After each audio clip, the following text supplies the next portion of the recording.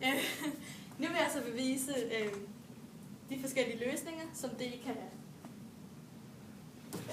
Jeg starter med, hvis D er mindre end 0, så vil det her kvadrat B i anden, altså noget minus et eller andet minus D, det kan ikke blive til, da noget gange med sig selv ikke giver minus. Men er det komplekse tal? Ja. Jeg fortæller ikke om komplekse tal, da det ikke er på hed her. Okay. Så der er altså 0 løsninger. Smukt.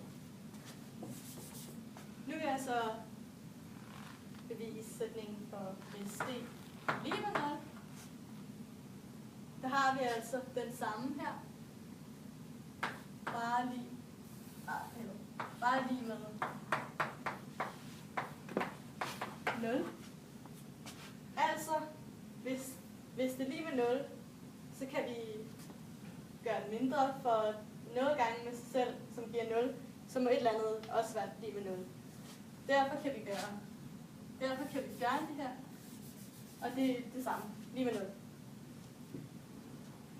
Derfor kan jeg så isolere den her ligning med fokus på x, altså 2ax plus b minus b, der vil jeg sætte den over på den anden side.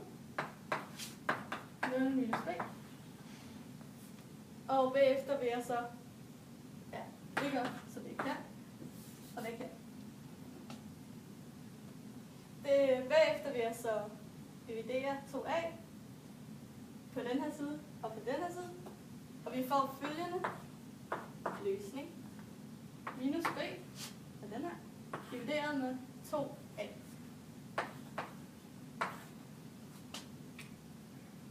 Nu vil jeg så komme til, altså ja, det er så den ene løsning, den kan have.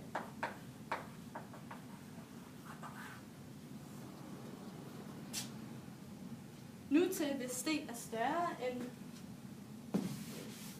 D større end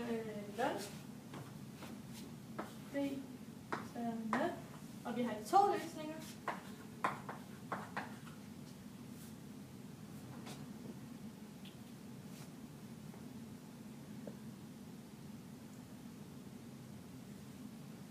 Skal jeg sige det?